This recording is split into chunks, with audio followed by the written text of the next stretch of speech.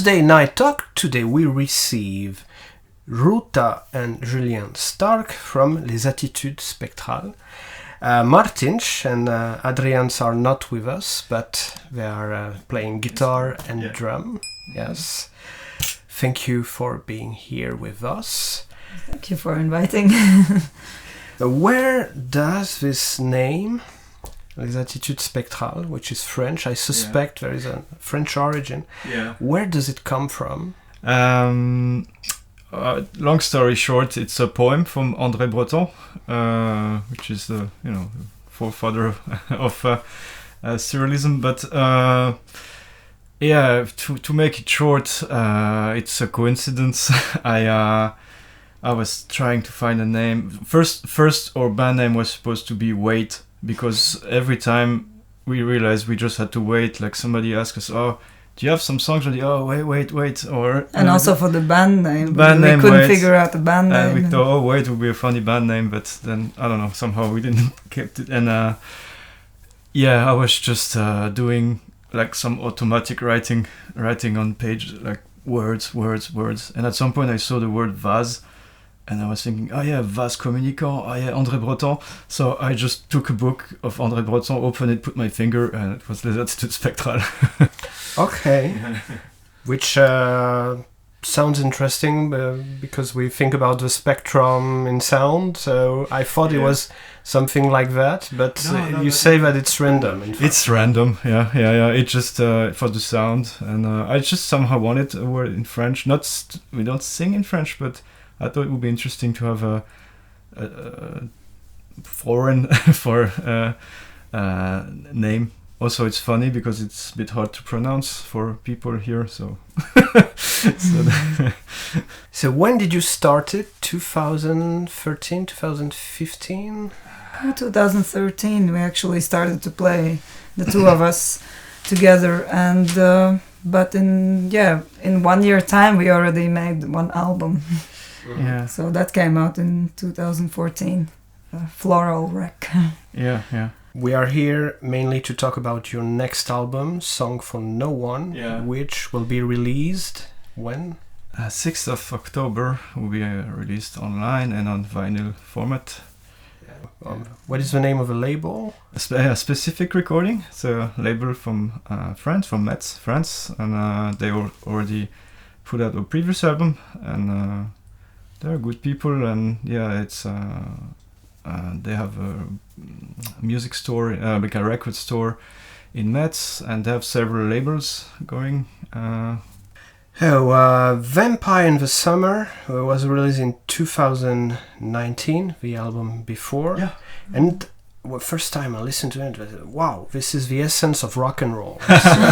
Pure energy and people enjoying themselves, storming the gates, and very smartly. And when I listen back to your first album, there's definitely some psychedelic touch, I would say. Maybe I'm not the only one to make this comment. And on Song for No One, it seems to me it come back, but in a different way. And we had this other record, we had this talk when I said, Hidden Mothers, wow, there is some broadcast influence, or White Dust, there sounds a bit like Built to Spill for me. So if you could elaborate on that, if you share this feeling, or if you well, I can comment about the songs that you mentioned. Actually, yes, White Dust is a very old song. I wrote this song before we started to play together, and I made a demo, like recording myself, and 3 years ago, kind of made Adrian's listen to it somehow, and he said, "Oh, this is a nice song," so we included it in the album, but it's not even a new song. So it was just to please Adrian. But it's nice that you noticed this, some kind of link, because indeed it's a song that dates back to the very beginning of the band. However, for Hidden Mothers, I had this idea that I want to make a song that would like encapsulate the strong female vocals idea that 60s bands had, like Jefferson Airplane, for example. Just have this kind of strong singing, like strong rock singing, and try to do something like this. This is something very characteristic of your voice. It seems you have this, sometimes you almost screaming, like when you are doing more energetic rock and roll songs, but also you have a very special voice with low end frequencies that is a different type of vocals that we can hear on White Dust, for example. Yeah, well, as any Latvian, of course, when I was smaller and going in school, obviously I was singing in choir. So I had this vocal training since I was a kid. But I did also take, like, later when I was 20 something years old, I did take a little bit of vocal lessons, and also really shortly, I should have continued this, but I took a little bit of extreme singing vocal lessons to try to, like, use the screaming type of vocals without ruining my vocal cords. Yeah. So that's good, and try to pass down this also. I don't know, with Julian, we are speaking about what's the best way to sing, and this is what I think that in this album that will come out, you will see that also, like, Julian has also, like, really, like, progressed in the I hope in the singing. For me, but for me, just vocals is a nightmare. Like, I started to sing in the band because I had to, and I was singing in a previous band, but it was just very just a bit, and when I'm listening to, like, I guess a lot of people are like this. When you listen to yourself, you're like, oh my god, this is awful, this is embarrassing. And I don't know, I just, I still keep doing it. And lately I start to be sort of, not satisfied, but okay with my voice, but yeah. But does it mean that you are not feeling comfortable when you record? You have to do takes over and over again, or? Yeah, that's another thing. Yeah. Just to be alone or recording vocals on you, like you are in this room, and then you go to the other room to listen to it, and the sound engineer is like isolating your own voice with nothing, no echo, nothing, and just listen to it, and you're like, oh my god, that's so bad. But I don't know. Lately, I'm okay with it now. Yeah, I can live with it. But first, it was hard. Yeah. But, well, it didn't strike me that there was a problem with your vocals. Okay, so this is sincere again. So to be accurate, so Ruta, you play bass mainly, and Julien play guitar, but at the beginning you also play drums, both of you, keyboards. It's this is also why it's different, because we started really, like, I arrived in Latvia, I didn't know that much people, and I didn't want to wait until, like, we meet like the perfect musicians. So we were like, okay, let's just do it ourselves, and we were going to this practice room when everything is there, and we tried as a duo. None of us played drums before, and we just removed the toms and everything, just keep, like, kick, snare, one cymbal, one hi-hat, bare minimum, and not to get distracted. And then we said, okay, like, the drum influence when we started was The Cure, because on early Cure album the drum is just doing its job, and everything matters. If it hits the cymbal, it's for a specific reason. It's not to be fancy, and we were, like, going in this direction. And back to now, we have an amazing drummer, and we have two amazing drummers actually. The guitar player also plays drums, and so. Obviously, it tries to keep it simple. He said that I don't want to, like, really. Adrian's has a project on its own. What is the name of its project? Adrian's has three. He has a solo project where he does everything, he's playing with Juris Simonovic on drums, and he's playing with a very good band also that's called Ze, and he's also on drums. And Martin, she's playing in a post-hardcore band called Ila that we saw yesterday, and that's why I have a headache today. And he's also having some sort of electronic project, but I think it's on hold now. Yeah. So yeah, but we are only having. I said I want to be like Lars Ulrich, he's only playing in Metallica, so I just play only in my band. No. You wanted to play in Metallica? No. I said like Lars Ulrich, he always just played in Metallica. He never did anything else. So I was like, okay, I will do this now, because in the past I used to have also projects, but I want to be Lars Ulrich. Okay, it's not the best reference ever, but when you name, I have a stupid joke to make about this, but I keep it for off the record about you making metal. So okay. There is something with your music. It's each time I discover one of your songs, it sounds obvious to me, like if I already know it. I like. Yeah, a strange feeling, and melodies sounds like obvious and necessary, and sincerely, and which should be the characteristic of all good pop music, in my opinion. So it raises the question on what are your influences, because it always rings a bell, like, but this did we listen to the same thing? So yeah, we talked about this. Yeah. I don't know. What can you say about this movie? It's really the hardest question, I think. The influences, because one thing is what you listen to, and the other thing is what comes out of you, and where does it come from? Yeah. I personally like 60s rock bands a lot, like many of them, and but also from maybe like more recent. I don't know, the Pixies are very nice. What else? Love. But that's again from 60s. The band Love. I was when we wrote this album, I was really into Mission of Burma, and the plan was to mix Mission of Burma with the Allman Brothers. Like I like the Allman Brothers, those twin guitars solo they have. We don't have that much on it on the album. That was the plan.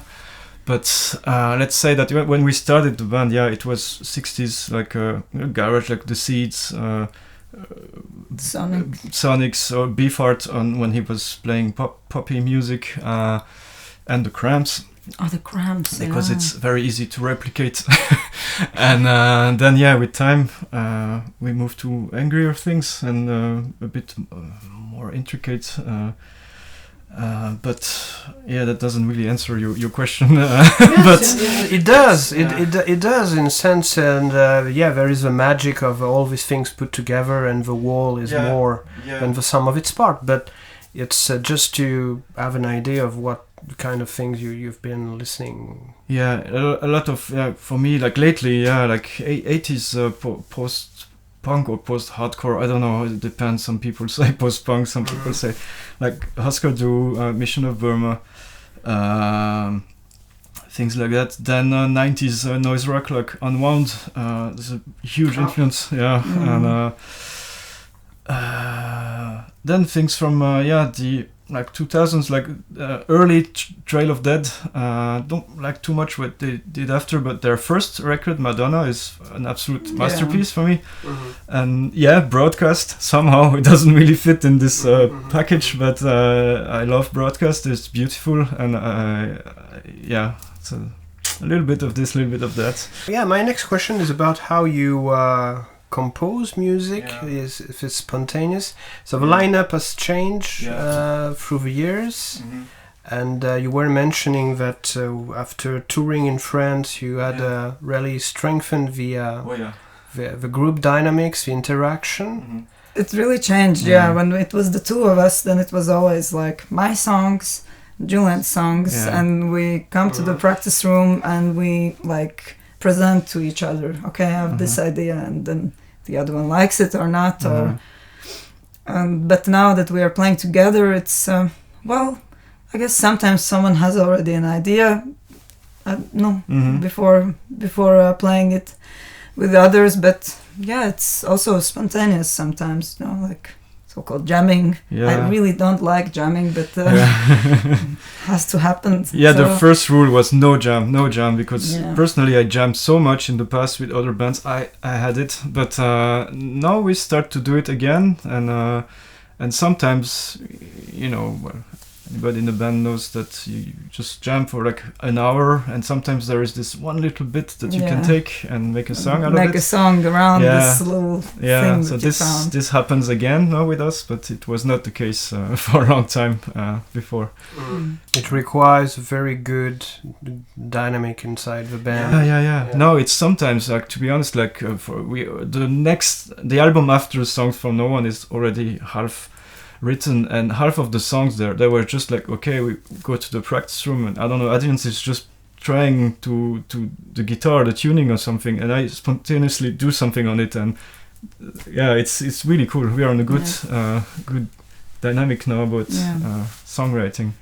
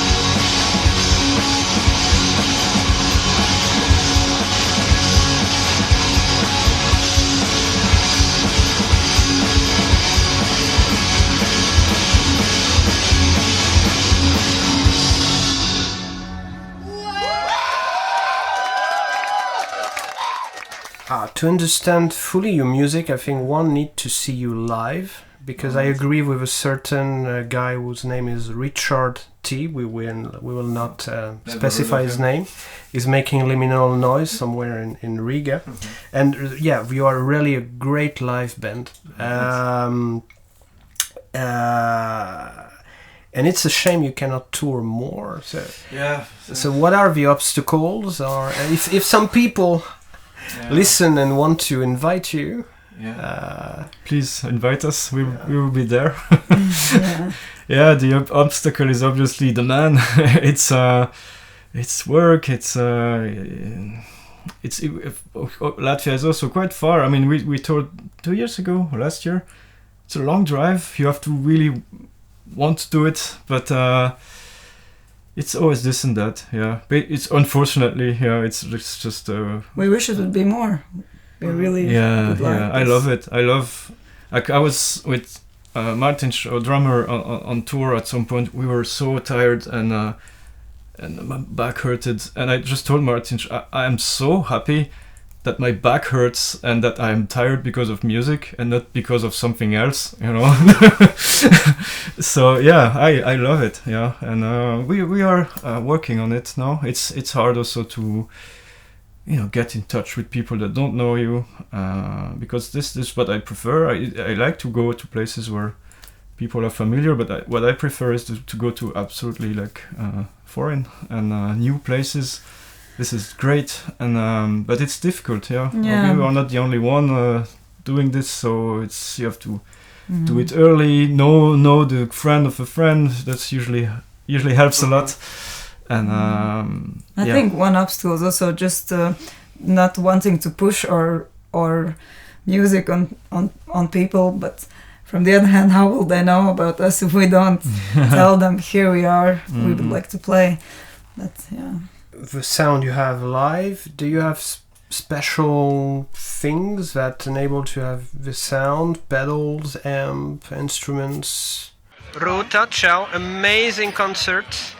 So, can you talk to us about this bass? Apparently you bought it during COVID time, according to what Julian told me. Yes, it's true. And so this is... Needed something good in my life during COVID. Precision bass, so long scale. It's a beauty. Yeah. What is... It's a beauty.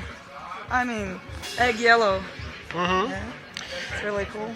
Long scale. How was it to switch from short scale to long scale? Well, at first a little bit difficult, but now it's... You get used to it, and it seems like when you take a short scale now, it seems like a children's bass or something. Okay, and you miss... Do you feel the difference with frequencies? Oh yes, this is really much nicer. It's like soft, it rings well, it's comfortable, super comfortable to play. Okay. It's awesome. And I actually often use the muffled sound on it. I really like. Okay. It gives like kind of like a bit like more vintage sound. So that's really cool. Before I never used this option of playing muffled bass. What about the pedals? So very little classical things. Yeah, nothing big. I'm not a big pedal junkie, but a tuner. This one didn't work well, so I will not comment. Okay. But this is Ampeg overdrive. This is really nice. It's always on, maybe same principle. Mostly on all the time, and it's very like subtle bass, subtle overdrive. So I really like it. Sometimes you can put it on. It doesn't sound like there's big overdrive in it. So mostly for real big overdrive, I'm using the Big Muff. Okay. And it's more like a fuzz pedal almost. It's my favorite pedal from everybody. Big Muff is, people say, it sounds like Big Muff. But I understand. It's my favorite pedal, really. And what is a bass clone? This is a distortion as well? No, this is chorus pedal. Yeah. Also really nice. What does and flanger? Flanger, I only use it for as a condri to make some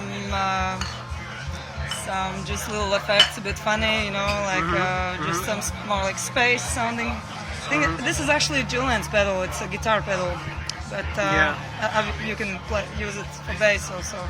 It's cool. It's cool for some little effects. Okay, thank you very much. So Julien, you are playing essentially on this guitar. Yes, love it. The Dunn Electro. Yeah. And you were mentioning that it was for a long time some kind of second guitar. Yeah, it was my safety guitar until once. I have it a long time. I bought it because of Sid Barrett. I wanted the same guitar as Sid Barrett, and and it proves to be a very good rock and roll guitar. So, sounds awesome, yeah. Yeah. So what about the pedal? Tell me. You said that you a lot of our backup and you lost a couple. Why? Because the electricity on what I told you before. Yeah. Some venues was not good. I guess. Yeah. This is my newest one. It's a overdrive. It's a Maestro. I think it's from Gibson. It's some reissue from the 70s. I really like it. And then this is just it's always on. It's always on, as we talked about before. So you have a crunch sound. Yeah, slight. And this is my overdrive for choruses and distortion. Yeah, there it starts with. I had a very nice fuzz fuzz, what's it called, fuzz bender or something, tone bender. I don't remember this white one. It was awesome, and I think when we played in France, it was so hot or something at some point that I think something inside burned or something. And now it sounds interesting, but what is your main sound? Is it the distortion of a tube man on the right? Yeah, it's this is the that's always my main. Always on, and then a slight like this, like slight short delay. Okay. So I bought in Germany. And this replaces. I had the space echo, and for so long, but also it fried or something. For I don't know. I need to get it fixed. So this is temporary. So just a simple delay from Fender. It sounds good, and this doesn't sound good though. Don't recommend. It's Ollie sustain. What is it? It's a reverb, but it is too much gadget on, and you know when there are too much gadgets on one pedal. Okay, yeah. you don't, yeah, you would like less settings and something more efficient. Could be, yeah. Okay. I mean, I used to have a lot of pedals and I love it. But once I saw a band from Russia called Jars, a noise rock band, and it was awesome, really good. And I watched the guy; he was plugged directly to the amp. I understand. This is the same thing when I saw Shellac. Yeah, Exactly the same. He has one fuzz and one noise gate, I think. Yeah, and the sound is guitar and amp. So let's move on the right. You use the wah very. It's what is it? What is the brand? It's a classic like Crybaby. Okay, Crybaby. Yeah. Nothing fancy. The use is dinosaur junior-ish. I feel like. Yeah, I love to do that. There, so digital delay. This is for vocals. Yeah. Oh, okay. I use this preamp, which is awesome. Okay. And then you can go. There is a loop, and you can put guitar pedals, and it goes out there as a mic. Okay, so you have a loop system inside the preamp, and then there is the signal is divided, one for the mixing guy and one. Something. Well, I have only. Wait, can I show it? Basically, the mic goes in here. Then send return. I put those three pedals, a distortion or overdrive. Yeah. One chorus for sometimes from. This is very recent. Sounds good for choruses. And a delay. Yeah. Fantastic. I was. This is. I thought it was on the table, on the mixing table. No. That's my thing. You control it. Okay. That's great. You can control everything, and it took me years to figure out. And this is my best pedal. This is Voco Loco. One of my friends is using it for a saxophone also. It's great. Interesting. You have full control, and if it feedbacks, you can quickly do something. Compared to those, Okay, you have an anti-feedback system included, or do I understand it right? No. What do you mean, like? It's something that cancel or kill the feedback that could come from the mic? There's a kill switch here, so when I don't sing, I can just cut everything. Okay, and this is really good. Plain and simple. Okay, just switch off. Yeah. Okay. Julien, thank you very much. Thank you. Ciao. I am Christopher, and I've been kindly asked to participate in this gig with one of my favorite bands from this genre, and I'm very happy to do it. Do you have some side projects or playing with other bands? Yeah, along with Martin, who's not sitting here right now. Okay. We play in a band called Hila, which is, I guess you can't put a label on it, but it's kind of a post-rock. Everything's post-rock these days, I guess. And I do a lot of solo stuff as a sound artist, and I work with modular synthesizers and basically synthesizers. So are you in the new, I don't say fashion, but there is now a new tendency to have this modular synthesis? Is this your thing?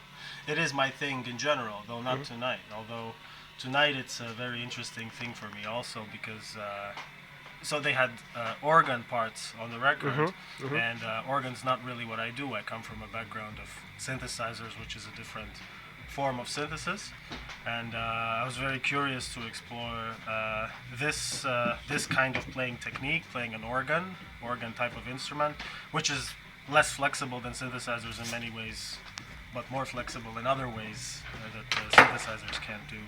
And what I initially thought I was going to do, I was going to use synthesizers to emulate an organ sound, but I ended up doing almost the opposite. So because this is an organ or an organ emulator instrument, and I still need that synthesizer flexibility. So I've added a pedal here, basically just for 5 vibratos, just to make the sound not so stable. And it runs through this synthesizer, which I've used for years. But is it some kind of master keyboard, or is that a sound on its own? It's a sound on its own. It's Okay. its own instrument. It's an emulation of an organ. So I don't know if I can demonstrate just with these little speakers, but so Oh wow! it's additive, and these work like like in Hammond organs, they have these bars, these Okay, are the I get it. bars. So Yeah. if you add harmonies, it's additive, as opposed to this, which is subtractive. To be honest, my field is mainly guitar sound and Right. mic, but can you explain to us the difference, if you can, or I will put a link in the description of the video to help people understand. Sure. Yeah. Yeah. I'll try to do it in a simpler Okay. way.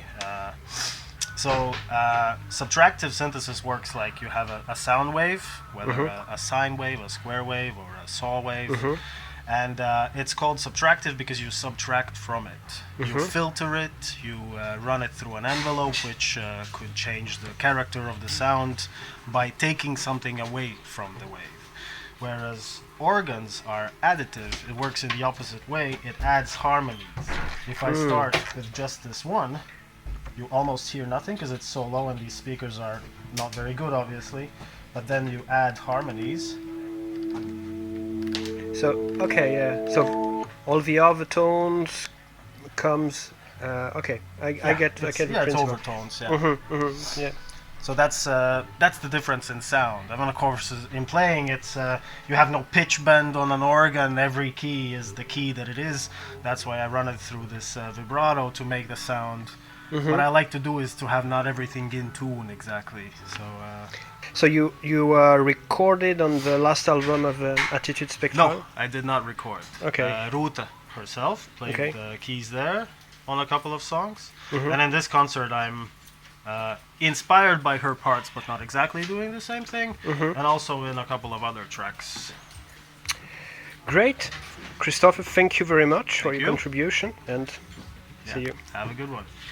Can you shortly introduce yourself? I'm Adrian. I play guitar for Les Attitudes Spectrales. You also have a solo project. Solo project by my last name, Adrian Greens. So let's start with the guitar. Why choosing a Jaguar? It was a soft spot in your heart because you see someone playing with it, or you had an idea about sound? I was 16 when I bought it. Of course, the parallels with Nirvana. Okay. I don't know, I really like these Jazzmasters and Jaguars because of this thing. We have something in common then. It's probably most of the songs probably have this. Yes. I really like that. Yeah, very Stays in tune also. yeah, very good vibrato, and without being some kind of Ross Floyd or something. Do you like the short scale of a guitar, or is it not something that matters for you? Well, it's really been the only guitar in my life I've ever had. Okay, so you're definitely married. We can see here that you've been using it a lot. Yeah. Most of the time, the major upgrade on a Jag is to change the bridge, but apparently this is really the 12 saddles thing. Yeah, I actually changed the bridge because previously it was it's like this vintage modified Jaguar. Okay. And it used to like jump around a lot. So yeah, I changed the bridge. So what is it? No, it's not a Mustang bridge. It's something else. It's Some cheap eBay okay, Chinese but thing. it works better than the V10 model. Yeah, the original has, The pedal, I see very classical thing. What is your main overdrive or distortion sound? It's the OD3. There's this OD3. I just don't like how my guitar sounds clean. Okay, so you use it as a booster. That's very J Mascis technique. You always put a lot. It's always on, never off. Okay, that's really like him. So the Rat, kind of very classical. Main distortion, maybe. Yeah. And there's always some. My first pedal ever I bought, some cheap Harley Benton digital delay. Okay. That does the job perfectly. And what about the fuzz? This is more like a special effect, or does it work also like for? Well, I usually play it together with the Rat. So this is my second pedal I ever bought, and then I understood that fuzz is not really my thing.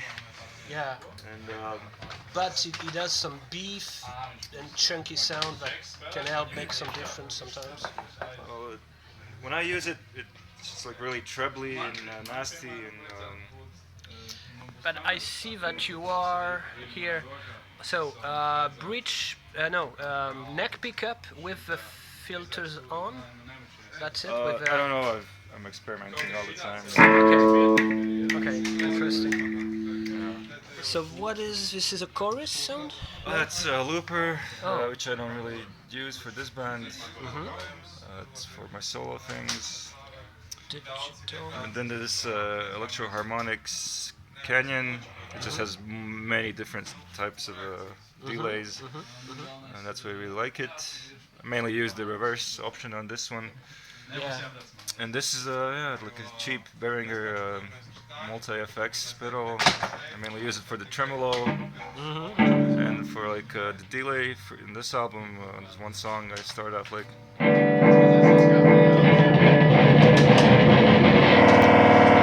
And then the song starts. Good. Okay. So yeah, I mostly make a lot of noise. Julian's the main guitarist. Jerry Garcia of the band, and I'm. Thank you very much. Have a good gig. You. And about studio, you had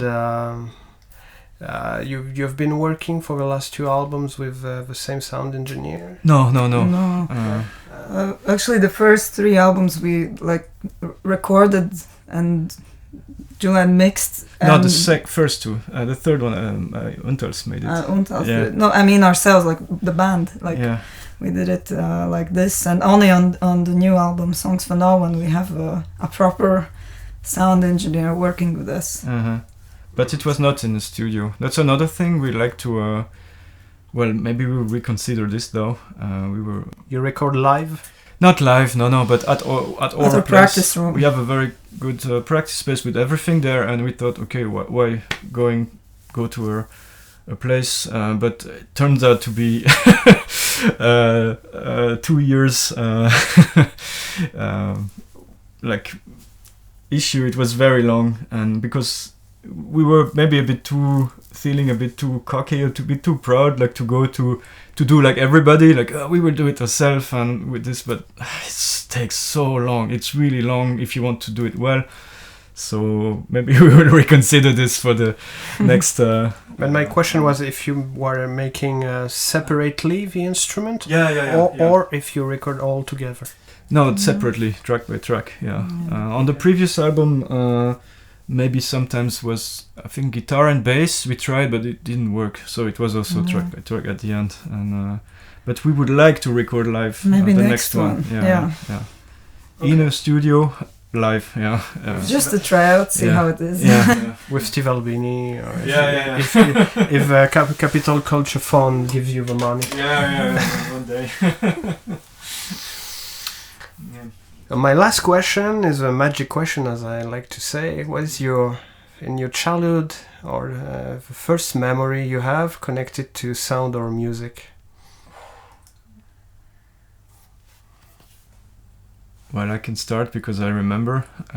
My father is listening to a lot of music, especially Frank Zappa. Grew up with Zappa. I didn't really like it as a kid. I didn't get it. And the Beatles, but the thing that changed my life was at age 4. One of my father's friends gave me a tape from The Cure, and from this day I knew I wanted to play music. I wanted to be the drummer of The Cure when I was a child. Maybe if Robert Smith is watching this video, I can do it for free. But yeah, that's that. So that's age 4, The Cure. Mm-hmm. Yeah. That's a really... I don't have such a romantic story to tell, but it's also linked with a tape that I actually never thought about this question, but now that I think about it, what's the earliest memory of music? And it was also a tape, but nothing famous, just there was a tape with children's songs on it, and I was listening to this. Mm-hmm. Well, there was a lot of tapes at my house. My father was recording some tapes for people back in the day. Those big tapes, like and the big tapes were also there, but when beginning of 90s, it was not that popular anymore. Oh, so normal tapes, cassettes, cassettes, which have come back. Yeah. That's advice for bands. If you want to make a little bit of money, I don't know. It's somehow, it's crazy. Everybody's buying tapes. Disappear. Nobody's listening to them. Maybe for Vampire in the Summer, I made tapes myself at home. We recorded from the CD on tapes, and I was cutting the tape and gluing it back together to make the tape shorter and drawing on the tape and everything, and it took so long that I made 10 tapes only, and they just disappeared immediately. But you mean small cassette or small cassettes? Yeah. Unscrewing them, cutting the and gluing it together. Yeah, that was. But it was really nice. Yeah. It was really personal. So every tape, anybody who has these tapes, it's something really special because it takes a lot of time and like. Yeah, I came home. I remember before this album release, and there was like tapes everywhere in the apartment, in like Ruta, like white, and I was crying, like I'm almost done. And the concert was next day. It was like I managed to finish. Okay, it will be 10 tapes. That's it. Yeah. That's very nice memories. Thank you for being with us. Thank you for inviting me. And. If you enjoy watching this channel, please subscribe, like, and share on social network to help us. We hope to see you here very soon. Bye.